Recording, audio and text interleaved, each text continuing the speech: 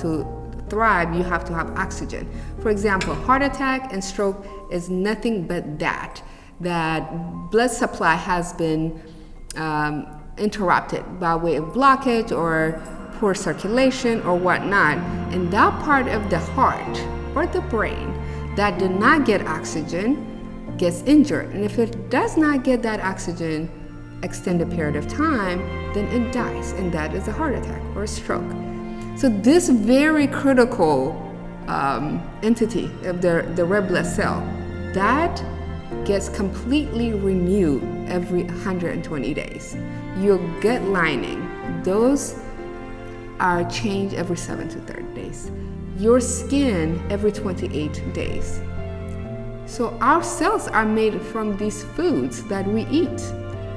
So a quick analogy. So what makes a lasagna is the ingredients that you use. What makes a delicious lasagna is the quality of those ingredients. So it is crucial that you give your body quality food. So then what constitutes nutritionally dense food? Definition given by the National Cancer Institute goes as such. Food that is high in nutrition but relatively low in calorie.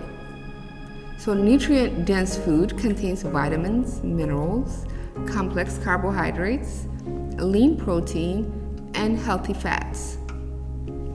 So many studies have shown that whole grain, plant-based lifestyle or nutrition are the most nutriently dense foods. You may ask okay, so where do I get these foods? Well, in your local grocery, but in the periphery where all the fresh fruits and veggies and nuts and seeds and so forth are located. At the farmer's market, maybe a subscription-based co-op, farm-to-table markets. The question is it affordable to eat healthy? Yes, absolutely. Most of the food that are consumed and considered a staple for those who follow a whole food plant-based are things like beans and lentils and veggies like carrots and sweet potato and brown rice. And these are quite affordable compared to animal products. On average, the American diet consists of meat, dairy, eggs, refined flour, grains, processed food, which contain high salt, sugar, and fat. So by definition, these are high calorie but low nutrient. I will give you just one price comparison. So chickpeas, a pound of chickpea will cost you 29 cents to 38 cents, whereas 1 pound of chicken will cost you $2.70. Let's address a few of the myths about eating healthy. So number one, carbs are bad for you. Incorrect. Carbs are essential part of your diet. It's really unprocessed or processed carbohydrates are the ones that to watch out for.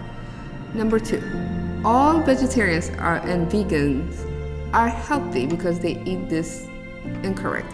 Again, processed foods, regardless of what they are, what they do is they tend to strip the nutrient, some nutrient out of it, as well as have additives that may promote inflammation, that may promote cancer growth, and so many other situations, addictive behavior, so forth. Number three, fruits are very high in sugar, therefore are not good for diabetics. Incorrect. Fruits have complex carbohydrates. As was defined earlier, one of the nutriently dense component is complex carbohydrates. Artificial sweetener is healthier because it's low calorie. Incorrect.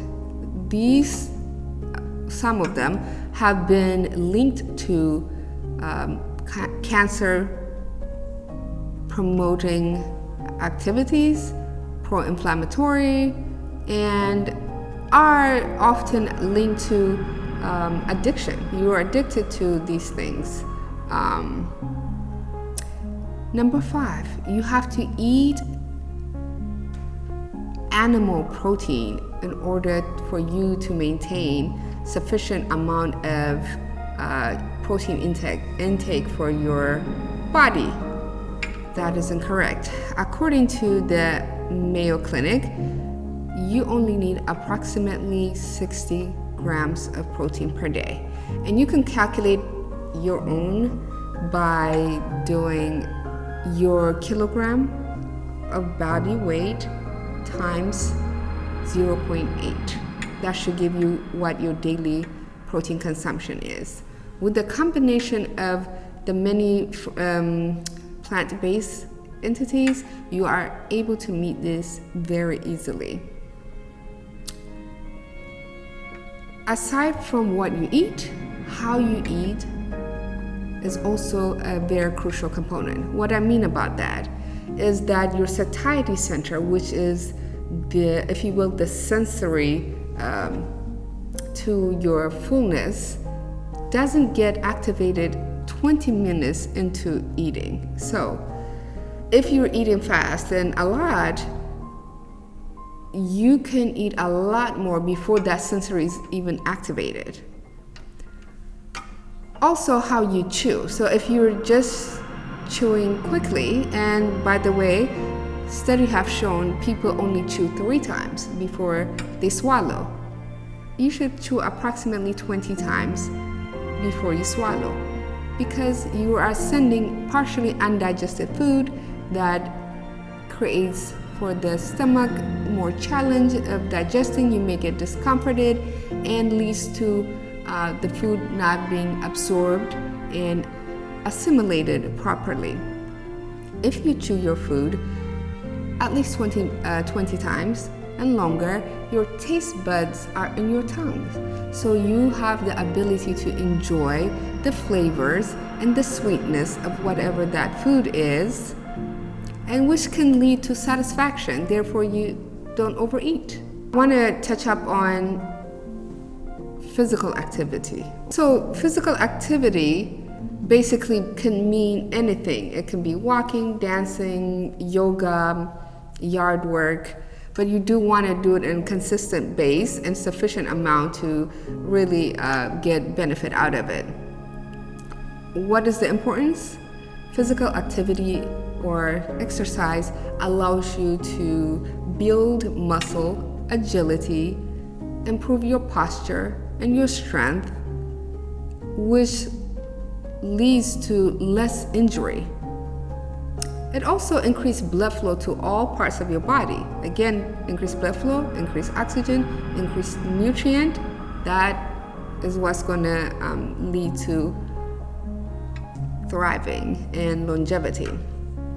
According to the CDC, falls, as in people falling, are the leading cause of injury-related death amongst adults age 65 and older.